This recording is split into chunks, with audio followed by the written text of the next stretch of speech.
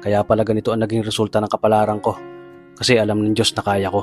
Sa edad kong to, napagod na akong magmadali. Kaya lahat ng ginagawa ko ngayon, ini-enjoy ko na lang. Siguro sa dami na rin ng aking pinagdaanan, napagtanto ko na ang buhay ay mas malawak at mas mahiwaga pa sa mga problemang dumarating sa buhay natin. Tumatanda na tayo, baka sa kakahabol natin sa masagana at maayos na buhay, ay hindi na natin nai-enjoy ang buhay. Baka nabubuhay na lang tayo dahil nape-pressure tayo sa sasabihin ng ibang tao.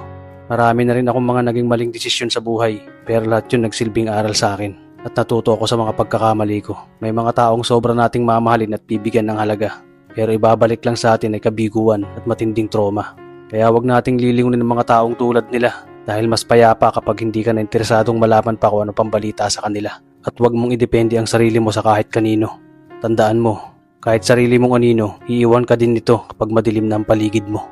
Kailangan natin matutunan na huwag ikumpara ang sarili natin sa iba.